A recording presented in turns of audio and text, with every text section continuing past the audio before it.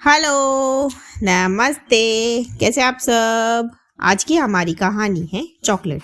शुरू करने से पहले please do subscribe my channel. चलिए दोस्तों, कहानी शुरू करते हैं। सुहानी की नई नई शादी हुई है नवीन से।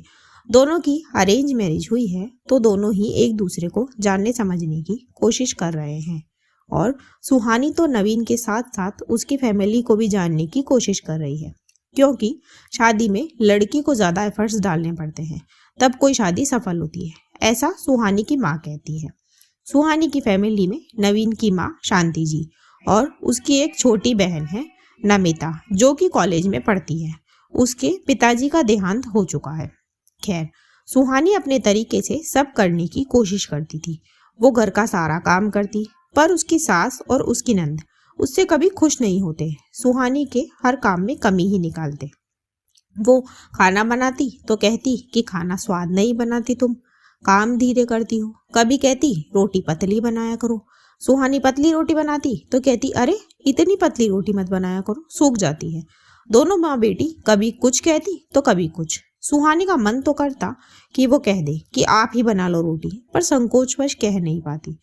सुहानी को मन तो करता कि इनको जवाब देकर चुप भी करवा दे, पर हर बार वो चुप ही रह जाती, क्योंकि उसका पति नवीन उससे बहुत प्यार करता था, उस पर जान चिढ़कता था। उसका प्यार पाकर वो बाकी सब भूल जाती थी।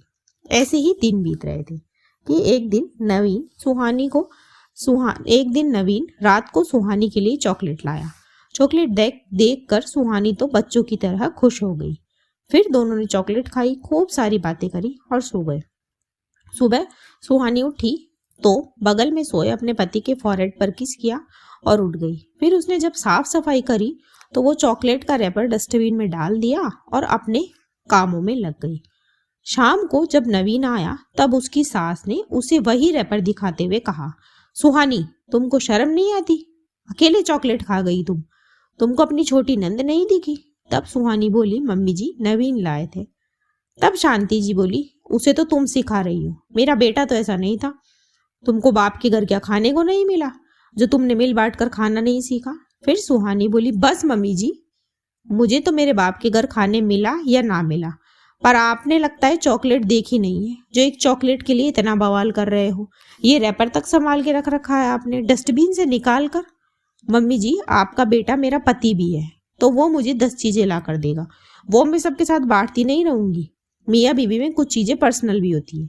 फिर वो नमिता से बोली, और नमिता तुम, मैं अच्छी तरह से जानती हूँ ये आग तुम्हारी ही लगाई हुई है, तो शादी तो तुम्हारी भी होगी, तब देखूंगी मैं तुमको। तब शांति जी नवीन से बोली, सुन रहा है ना तू कैसे बात कर रही है तेरी बीवी हमसे। तब नवीन बोला, हाँ मम्मी सब सुना मैंने, पर गलती आपकी थी, शुरुआत तो आपने करी थी। बोल करके नवीन और सुहानी दोनों अपने रूम में चले गए।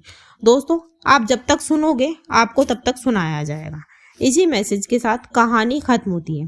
कहानी आपको कैसी लगी मुझे कमेंट बॉक्स में ज़रूर बताएं। ऐसी ही और कहानियाँ सुनने के लिए मेरे चैनल KNY हिंदी कहानियाँ को सब्सक्राइब ज़रूर करें। थैंक यू सो मच दोस्तों, thanks for watching. Do like, share and subscribe my channel.